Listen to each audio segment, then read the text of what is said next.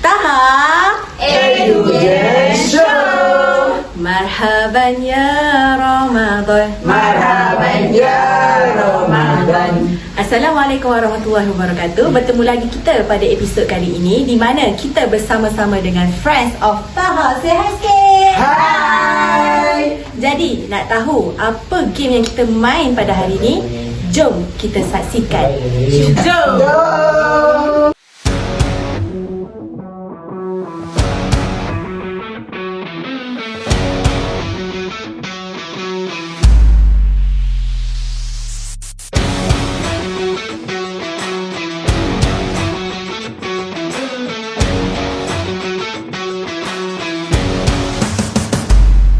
Okey, jadi untuk permainan pada hari ini kita akan bermain dengan setiap pemain kena betulkan perkataan yang dah terabur untuk menjadi satu perkataan yang berkait dengan Ramadan.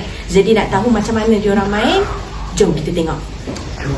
Perkataan pertama, terbalikkan dan pertama sahur. Okey, betul. Okey, seterusnya. Dia okey sahabat. Bukan lagi baju ni sekejap. Sahaja. Lah. Apa?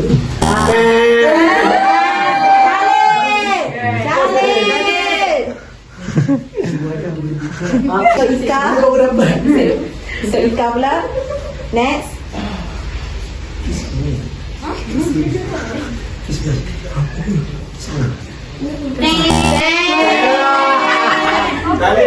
Wah, ada alasan. Betul. Betul. Oh, dapat. Bagi tahu. Tadarus. Betul. Okay, next. Ana. Terawih. Okay, next. Tok Syamil. Sedekah. Okay, Tok Luli. Next. Kurma. Betul. Next. Kia mulai. Betul. Next. Ika. Bayar sikit. Babas. Apa tu? Sabar. Betul. Okay, next. Hafiz. Oh. Betul. Untuk Ana. Azab. Bazar. Betul. Jadi untuk soalan yang terakhir bagi Syamil. Ini 8 jam. Ui. Bubur lambu.